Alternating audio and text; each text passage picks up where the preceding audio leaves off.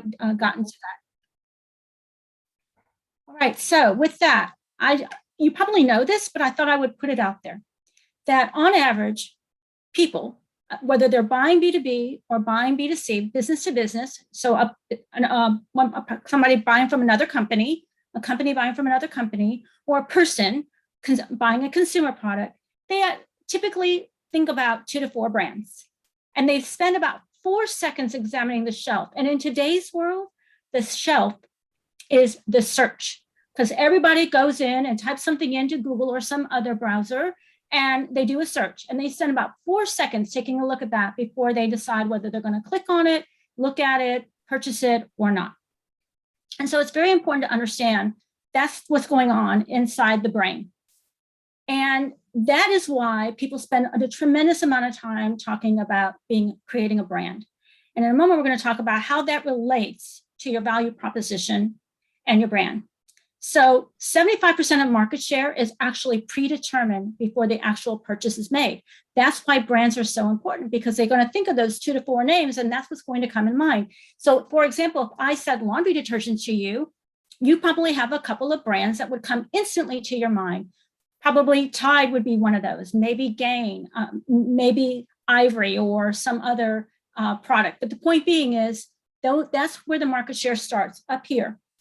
And brands with 40% market share, so if you can get 40% of your market share, and it doesn't matter whether you're B2B or B2C, you're going to get 3 times the return on your product than you would if you only had 10% market share.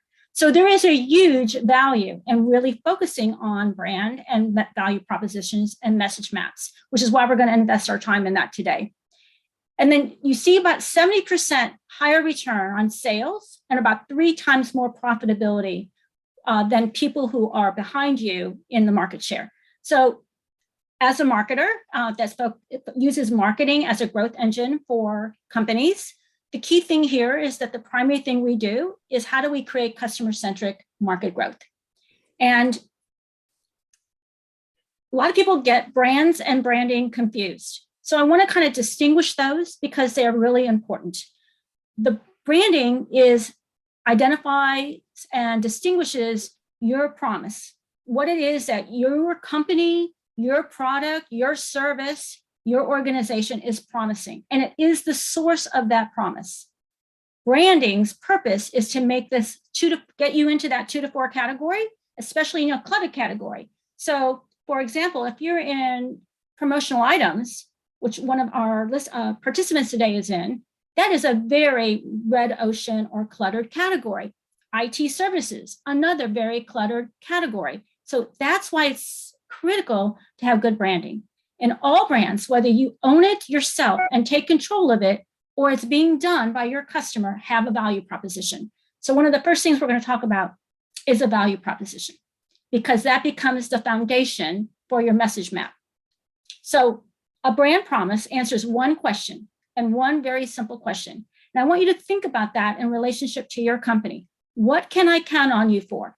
What can I count on you for? So if your customers can't answer that question, you might want to revisit what your brand promise is. All of these companies are examples of firms that have done a really good job of honing in on what can I count on you for. For example, our customers count on us to help them grow by making more confident decisions. That's really what they count on us to help them do. And speaking of that, I am Laura Patterson, and thank you so much for the wonderful introduction. And a little bit about our company, founded in 1999. We too are a certified WBE, and appreciate all the hard work that WBCS does in all that processing all that paperwork. I cannot imagine what that entails. We have served over 250 customers, and here's a small sampling of them. And really what we try to help our customers do is grow, to accelerate their growth, and to do it in a customer-centric fashion. And if that's a term that may be a little bit something that you don't understand, that you're not familiar with, we can talk a little bit more about what that means and how that's different from being product-centric or sales-centric or market-centric. So today I want to focus on 2 key areas. And the first one is the value proposition. And we will do that one relatively quickly, but you can't really get to a good message map without a value proposition, because it becomes the basis of your message map. And a value proposition really has 4 key criteria. It's succinct, it's compelling, and it's relevant. It tells people, you're talking to me, right? That's what you want the value proposition to do. And then we will go from there into creating a customer-centric message map. And we will go through the 7 steps of doing that. And customer-centric message maps are designed and are intentional. They're deliberate to support your value proposition. So a lot of people think of brand and demand as 2 separate entities. They really are not 2 separate entities. They go together. Good brands need to have solid demand generation and lead generation efforts tied to the message map. And you cannot have good demand and lead generation outcomes if you have a bad brand. No matter how good you are at lead gen and demand gen, if your brand is just smoke and mirrors, it won't, in the end, it will crater. It also is a key to content development and sales enablement for those organizations that count on a sales organization of any kind or customer support organization, customer service organization for their company. And it has huge implications to customer acquisition and retention. So let's talk about value propositions. The key message I want you to take away from here is if you don't know and communicate who you are, your customers will define that for you, right? So it's about you taking control over your business. Your value proposition is not your mission statement. I know all of you probably have a business plan with a mission statement, maybe a strategic plan, but it is the critical base component, the primary initial ingredient in your message map. So it's a simple statement. It involves the problem that you solve and the benefits the company provides for every segment that you serve. So for example, if you serve only one segment for financial services, you only need to really focus on that value proposition. But if you're a horizontal company and you are focusing on lots of different segments or different personas, then you would want more than potentially more than one statement around that. So that's where it kind of is slightly different than a mission statement. So the key word in value proposition is value. That means it's something of worth, something of importance to your customer. That's why it needs to be customer-centric. And they could be, for example, peace of mind is a very different kind of message and value proposition as opposed to staying in business, right? Which many of us have focused on the last 2 years as staying in business. What do we need to do to stay in business and keep the doors open? I know some of you have had that same challenge. We did too. Others are focused on maintaining your credibility with customers versus cybersecurity companies whose focus is on keeping data secure or keeping you private. So you really want to think about what's important to the customer. And it answers, what did I miss one? Oh, I love this one important message. People always say to us, it's really hard for us. We're different. We do something different. People don't, it's hard to really understand our business. Let me make this very clear. If anyone can do it for something as simple as mints, laundry detergent, soap, it's just soap, people. We can do it for our businesses that are offering something of even greater value. And I always love this story of Altoids, who came into a very cluttered market, right? And made great headway in market share, all about this notion of being curiously strong mints. So again, if we can do it for mints, we can do it for our companies. And it really answers one question: how do we set ourselves apart that is superior to the competition? I'm not really a beer drinker, but I hail from St. Louis. So if anyone's familiar with St. Louis, that's Bud Country. Bush was a major employer and benefactor of St. Louis. And so did anybody see the Budweiser Super Bowl commercial that they had with the horse and the dog? That was a really good commercial. Go check that one out. But Bud Light has always talked about the fact that they are brewed with no corn syrup. That is one of the key differentiators that they have always used in talking about part of their value proposition. And as many of us have gotten more and more familiar with the issues associated with corn syrup, right? That became something very powerful for them. So you want to be clear, you want to be concise about how you're different and how that difference is better. And I'm going to use Ace Hardware. I'm a huge fan of Ace Hardware. They're a great organization. I know they were acquired. I think they were acquired by Lowe's. And in a moment, you're going to get a chance to write yours. So this is theirs. And I'm going to read it out loud because I think they really resonate for people. Say there was a place, the perfect place for the everyday things you need to take care of around the house. The squeaky hinges, the burned out bulbs, the toilets that run and faucets that don't. That perfect place wouldn't be a warehouse. It'd be just the right size. It would be an ace. Around the block, what you need in stock with people who know their stuff. Welcome to the home convenience store. Ace is a place with the helpful hardware folks. You probably heard the last line many, many times in all of their commercials. But this is their value proposition and a key part of their story. Okay, so thinking about that, when you're going to write your value proposition statement so that you can write your message map, what you need to know. Remember, keep your customer target in mind. Think about the one competency your customers will pay for, the one thing that's going to make your organization or your product better than the competition, and the one thing that's going to differentiate you from the competition. And you're going to fill out your first sheet. We're only going to take a couple minutes. I know many of you have already done this exercise probably numerous times in your business. So I'm hoping that this will be relatively quick. Just fill in the blanks. For people who value, think about what they value. Our company, our product is think about that, the home convenience store that provides because.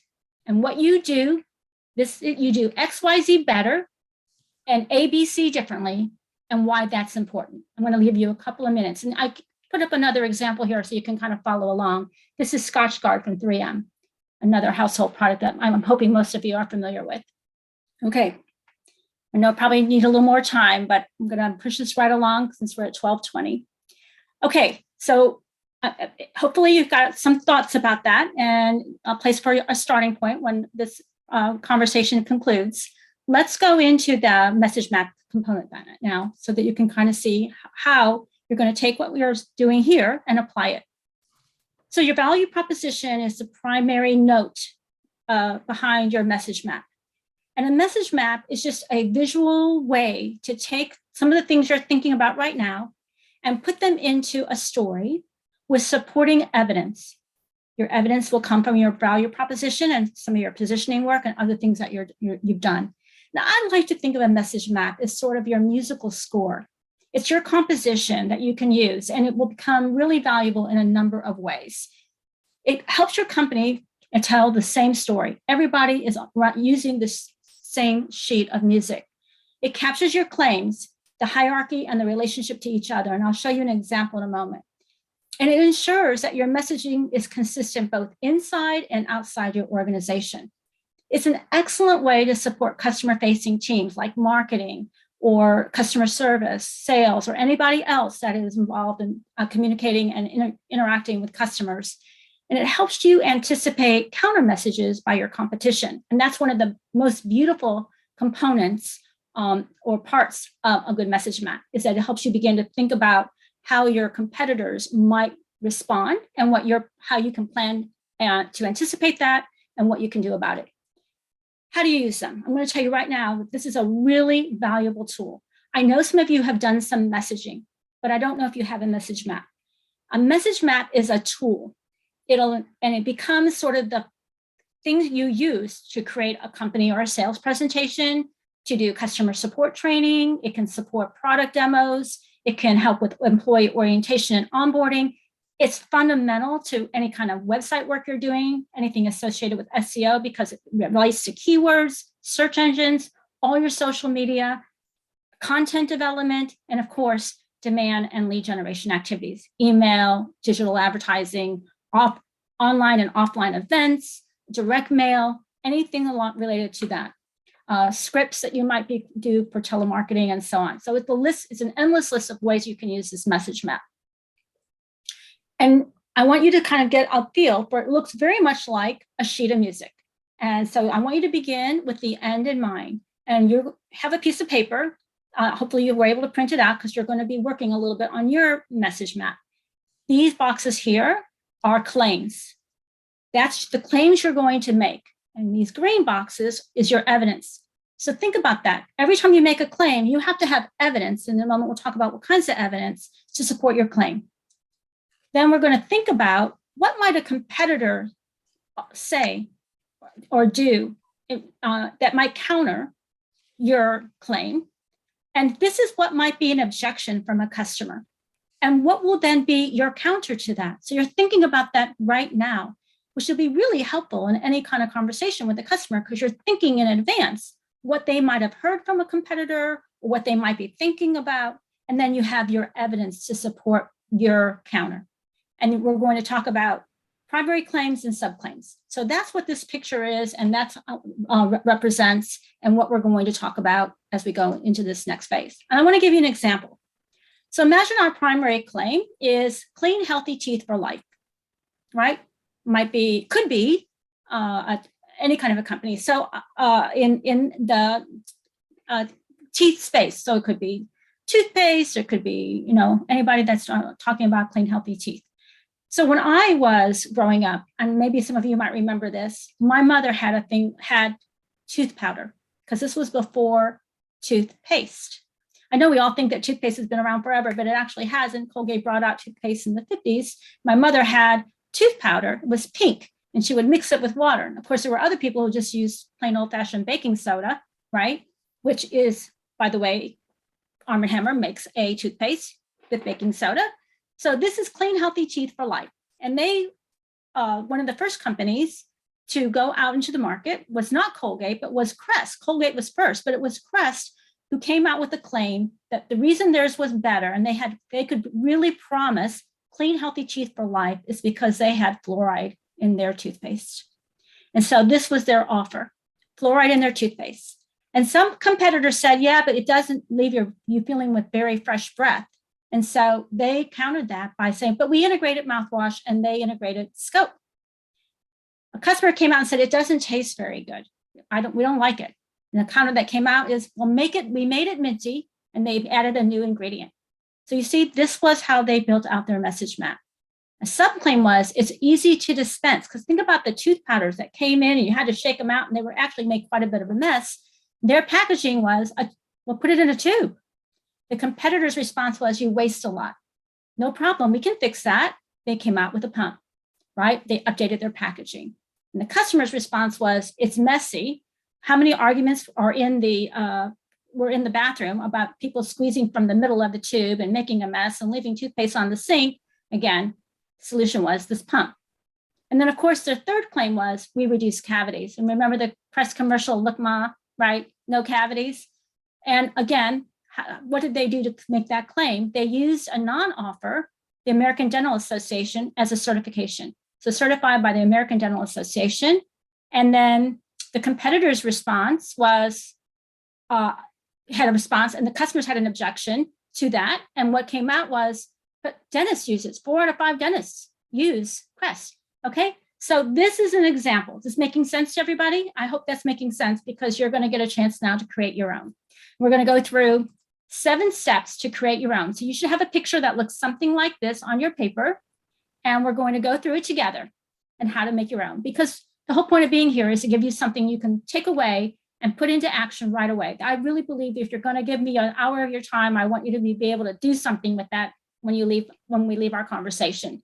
So 7 steps. You have to know who your audience is. You have to have one umbrella primary claim. And where does that come from? It comes from your value proposition.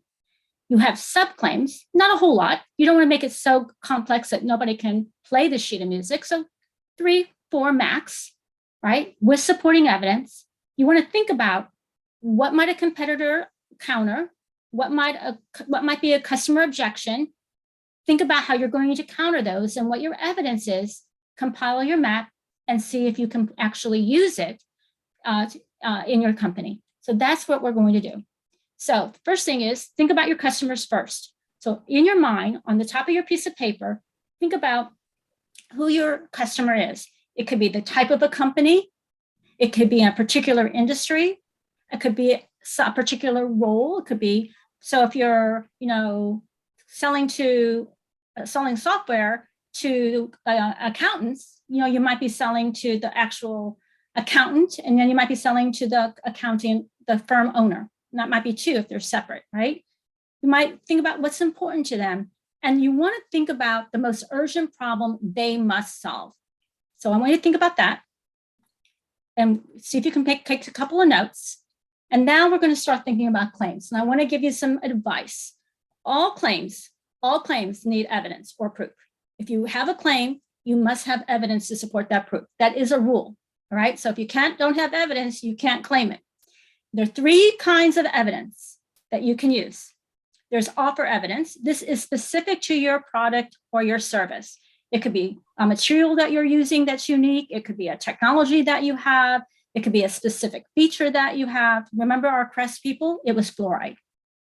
It can be offer related, things like a warranty or a service level agreement, something along those lines. You might remember that offer related for our friends in the toothpaste industry was the pump, or the tube initially, and then eventually the pump. And then non-offer related evidence, like your domain expertise. You know the industry extraordinarily well. You have deep expertise. Maybe it's certifications. Maybe it's some partners that you have that are unique, or something else in the ecosystem.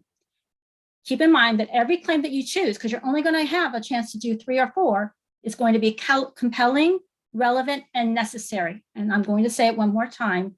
You must have evidence to support your claim. Okay. So remember, the first claim example is clean, healthy teeth. I want you to think about your primary claim and what do you think your primary claim is? And what do you have as evidence? So put that on your piece of paper, and I'm happy for someone to share theirs if they would like. So does anyone want to share what they think their primary claim is? Come on, don't be shy. It's a free chance. Yeah, you get to share it with the full crew. I think we need a moment to work on it, like a minute. Great. Take your time. Like 1 minute. Go ahead, Janet. Well, I was going to say we have a firefighting foam, and it takes care of all kinds of fires. So we have one tool to fight all one cool tool to fight all fires. And Okay. So that means that people that use it do not have to have a lot of different products. They don't have to make decisions at the last minute. They are armed and ready to go immediately. Okay, so I love where you're going. Great, and a great example of an offer, right, of an offer-related evidence. Let's think about your primary claim. It's great that you can say that you don't have to go get a bunch of different tools, but what's the real thing what's your real value proposition? What does this product do for people who fight fires? They put out a fire quickly, so it saves time before things get out of control. Right, so you can't stop a fire, but you can keep a fire from getting out of control. Yes, and reigniting. Okay, so primary thing, save lives by keeping fires from getting out of control and reigniting. That's a primary claim. That's a great claim. And your offer behind that is we have a unique phone, so that does that, right? Our phone. Great start to a primary claim. I would put that down, right? Save lives by quelling or stopping, or whatever the right word is, fires quickly and keeping them from reigniting. Or you could put save lives and property. Yes. I don't know if you can actually save property, but you might reduce, clearly reducing the amount of destruction, right? Right. Okay. All right. So I put that on there. Good example, Janet. Thank you for volunteering. Okay. So now every claim, right, that you have, your primary claim and your subclaim, we're going to build just like Janet is building hers. And you're going to step into the shoes of each of your competitors now and think through what's the primary thing they might say. Imagine if they saw your claim, what they might say, and you're going to write that for every single one. So we're going to do that. We'll continue on here. So remember we said the breath is not fresh. So what might a competitor say about this foam or about saving lives by keeping fires from getting out of control and reigniting? Well, one thing that our competitors have said in the past, it does not meet the specs that the government has written. Ah, okay, great. That is a great example. Does not meet the government spec. Perfect example. So put that there on yours. Put that on yours, Janet. Does not meet the government spec. Who else has one that they'd be willing to share? Anybody? I'm Melissa. working on mine, but I'm stuck on the competitor response, I would say.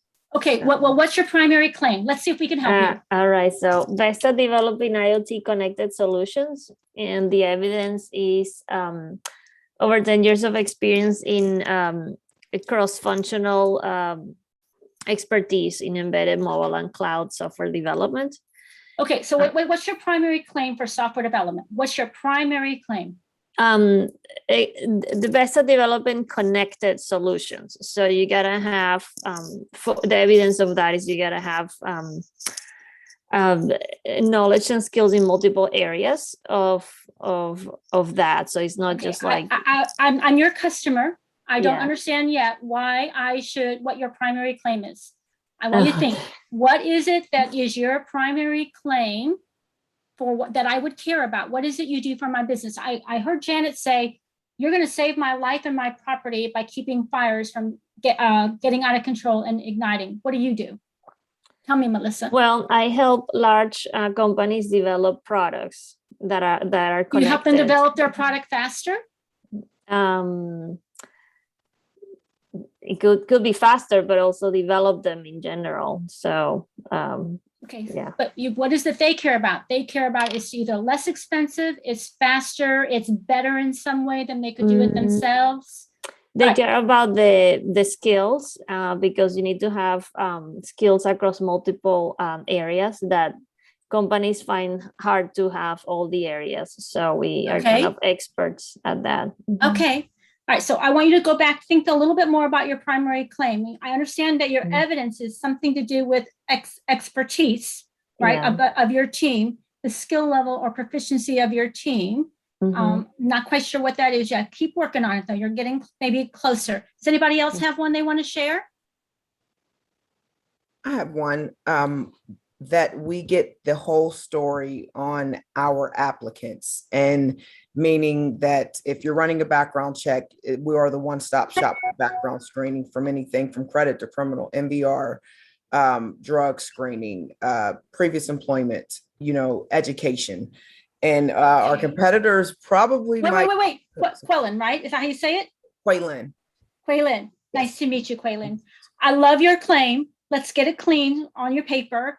I heard you say one-stop shop for finding out important information about, is it prospective employees? Yes.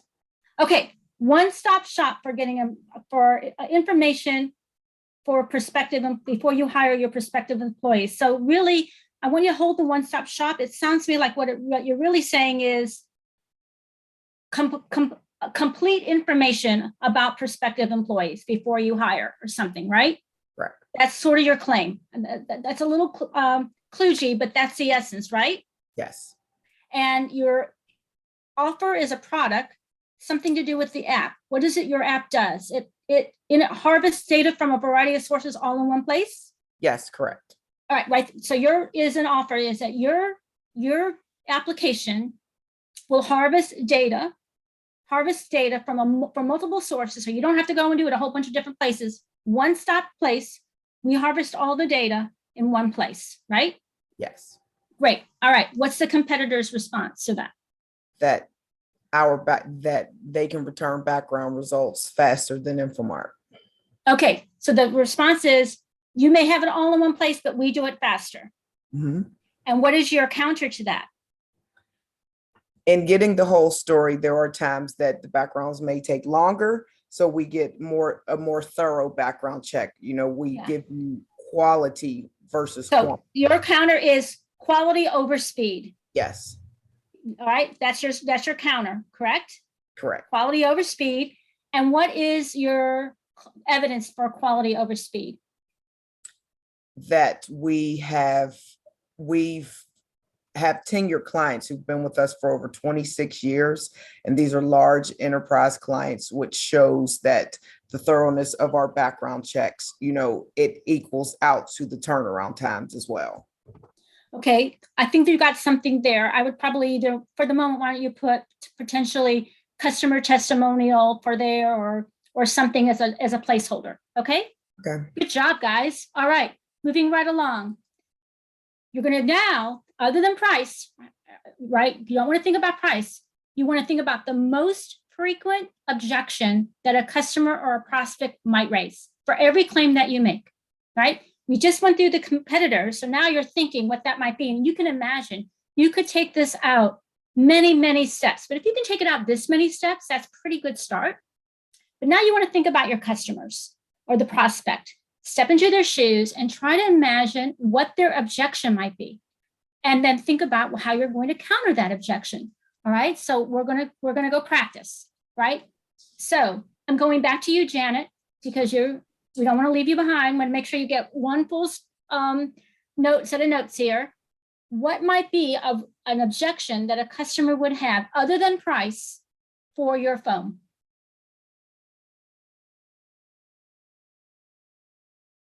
The objection was that many of the fire departments were trained in a different way, in a different time, and they don't want to be the one that raises their hand and tries something and be made a fool of. Okay, I think that's a really interesting objection and a good one. And I want you to put down here, it's not inside our existing training or workflow process, okay? Mm-hmm. That's not uncommon. We hear that a lot, so we can put that there. That is an objection because that means we have to retrain them, which costs money. We have to change our workflow process. We have to change where we buy stuff from, which changes our whole, approval processes, all kinds of stuff, right? Okay, and how do you counter that? Well, we save time and we save money and we do all the things that you could possibly put on your wish list. But for some people, even with the demonstration and they see it working, they still can't make the next step. Right, because I don't think your counter is countering their problem. Okay, help me with that, please. Well, I don't know if I know the answer right now, but I would say that the counter is not, when you see that you don't get traction with that, that tells me that your counter is not meeting the objection. So what I heard you say early with the objection is it's outside of what we normally use, what we normally do, how we normally do things. So maybe what we need to do is go back to their mission. Your mission is to stop or is to put out fires as quickly as you can to save lives. If saving lives is important to you, you want to have this product, right? Right. And it's easy to use. Is it easy to use? Very easy. And it's easy to use. And so there's not a training problem. Is it affordable? What's Yes. a life worth? What's a house worth? Of course it's affordable. What's Yes. a house worth? What's a house or a building worth? What's a life worth? It's easy to use. Right. And then you can think about your ingredient a little bit more, okay? Okay. Okay, all right. So does anybody else want to play with it? Anybody else want to try? Who's still with me that I haven't left behind? Anybody? You got this. Don't be shy.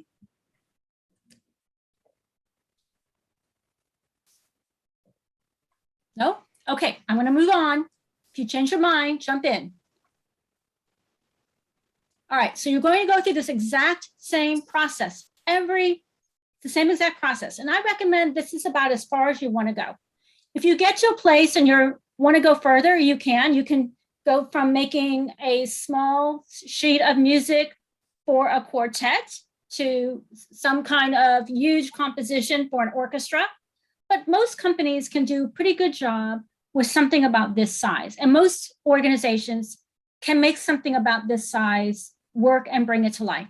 So you want to bring it all together and see if it can really tell your story, right? And you can see, I can imagine that Janet probably has, if she hasn't already, she will soon be putting together a white paper about her phone, right? And some information on how it works and why it's easy to use and how fast it is to deploy, and how the fact that you don't need lots of different tools, right? So imagine that's one piece of content. Probably another piece of content on how to train your firefighters to use this phone. So there are all kinds of content you can use. Imagine that you can make a sales training presentation out of this. How can you train your salespeople to sell the phone? Imagine, Melissa, you'll have that same opportunity for software development, right? How to train your people to sell your IT services, and maybe some others can be thinking that as well. Okay, so that's this example. Now, let's say you get it all written up. What are you going to do with it, right? Before you hit the button, there's a couple things that I want you to think about doing with it. One is you ought to run it by some trusted advisors, customers that you work with, or advisors on your board, and make sure it kind of plays out with them. That's one thing you want to do. Make sure because you don't want to keep reworking it and end up making a misstep in the marketplace, because that can be put you behind, and you don't want to be behind, and it can be expensive, especially if you start making a lot of content, you modify your website around it, because you can imagine that this has implications to how your website might be organized. It will certainly impact the kind of email or direct mail that you're doing, and all kinds of different kinds of things that you're going to do to implement it. So I really do recommend that you test it out. Test it out with some of your internal people and some of your trusted advisors, and certainly some customers. If you don't have a customer advisory board, this is a great reason to have a customer advisory board. A lot of companies put them together. You don't need a large board. This is a great reason why you have a board of customers that you rotate out and create. So somebody to also think about how you bring together customers and leverage a customer advisory board. Okay, you're going to want to say it out loud and see how it sounds. And you want to be sure it has a story, that you could actually tell the story, and think through the implications of the map. What does it mean to your business? Does it cause you to have to change some processes? Do you need to make revisions to your website? Do you have to change your sales presentation? Do you need to modify your product demo? These are all implications that can have potential implications to your message map. If your message map is different from all those other things that you're doing today, then you want to step back and say, what is the right order of things that I now need to revise or modify as a result of making a change in the message map? And then address those things as quickly as you can. Put together a plan for how you plan to address them. Okay, remember, the most important thing is that the claims are relevant and compelling, and they support your value proposition. So if you didn't finish that really first piece and fill in all the blanks, go back, put those back, make sure you fill that out, because that's really an important part. Then the next best test that I find is really helpful is to find a third grader. There's nothing better than a third grader. So a third grader is what, 8, 9 years old? Third graders are great because they will tell you like it is. And they understand enough to answer questions. And they are not usually overly shy, so they will let you know if they don't understand something, right? And so take your story and see if you can tell your story to a third grader. Get in front of 1, get in front of 2, and test it out, because it's really important that it will work for anyone that's listening to you. And that's the best place to start, because people say, tell your mother. Actually, your mother is going to tell you how great it is. Your mother is not going to tell you that it is a bad message map. Find a third grader. That is much better than your mother. Okay? All right, so I'm going to wrap it up. We have only a few minutes, maybe about 10 or so minutes. I want to answer some questions. I wanted to leave time for some questions. I know we went through a few things kind of quickly, but this is a great time to ask some questions. And I'd like to find out, did you get a new idea? And if you did, write it down so you don't forget. And if you're going to do something differently, I'd love for you to write that down so you don't forget, because all of you are going to leave this meeting, race off to work, and do all the things that are piling up from being on this call. And I don't want you to lose any momentum on building out this really valuable and important tool. And remember, validate this with customers. If you don't have a customer advisory board, think about creating one. Okay, questions or thoughts about one new idea or something you're going to do differently? How do you go about creating a customer advisory board? Oh, okay. Great question. Different topic, but yes. So a customer advisory board is, we have an article on creating customer advisory boards. I will find it in just a minute and I will send it to Elizabeth and she can send that out in the follow-up email. So your customer advisory board should be made up of existing customers, sometimes prospective customers, but mostly existing customers who will be available to you.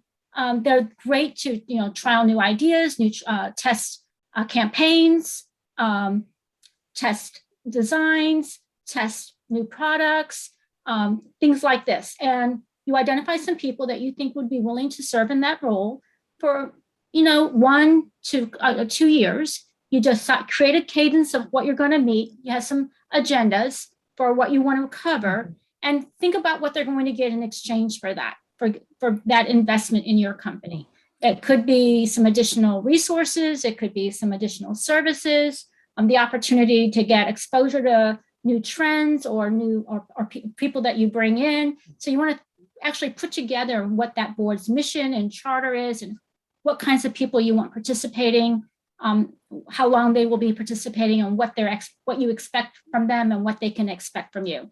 So that's, think of it that just kind of like any other board that you might have. Did that answer your question, Melissa? Mm-hmm. Okay. Yeah. Okay. It's a big question. It was a good one. I'll try to get that. I'll try to get that article to Elizabeth. Okay. What's another question? Who made progress on their map? Did anybody make progress on their map? Janet, yes. What do you have to add? Well, just you helping me with it, it's making me think it through. My pleasure. How about some of the others that like Tanis? I know you've done a lot of work. You said with a third party helping you. Is this very similar to kind of what you went through? Quite similar. Everybody has a little bit of a different take on it, but Yes. very, very similar, and really understanding, what's our message, what's our value proposition to the market, who's our customer, and how do we address them. So yeah, it was good. So did you get a new idea, Tanis? I'll put you on the spot. Yeah, nothing that's specific that I would address here. I mean, it's a little bit different. I'd like to go back and review. I'd like to have a copy of the slides because I think that was helpful. People who And want actually, I made a copy of the link so that I could go back to it later. right. And if you want a copy of the slides, you just email me in a minute. Let me move that to this. You can email me at laurap@visionedgemarketing.com and just put WBE slides and I'll send you a handout. Thank you. You bet. Happy to do that. What about some of the other people who were really quiet? Did they have anything they wanted to add or ask? We're down to just a couple minutes. They must be thinking, pondering all the new ideas. Okay. One of the things I was trying to decide how to get appointments for people that I don't know is to possibly do a handwritten note with, a few lines with my value proposition and some of these things, and then call them up for an appointment and demonstration. Yeah, your message map could be really valuable for introductory emails, introductory LinkedIn, an introductory video, an introductory script for outbound calling. I mean, that's the whole beauty of having this. You can look at all the different ways that you can deploy it. Right. It may not be identical every single time, but the key thoughts should all be consistent. Make a video of it. Great script for creating a video that you can use when you connect with people on LinkedIn. Okay. As an example.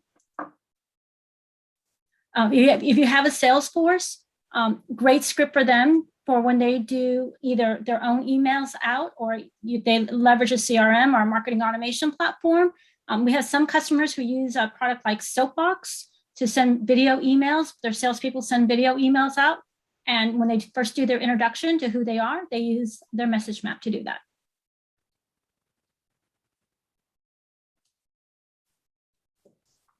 Awesome. Well, thank you so much, Laura. Thank you for sharing your pleasure. contact information so we can follow up with you afterwards too. Really good best practices, and I think just even a roadmap. So I appreciate you kind of taking the time to take examples and kind of walk us through those. Any It's my last questions for Laura before we let her go? Okay, well, thank you guys so much for joining us today.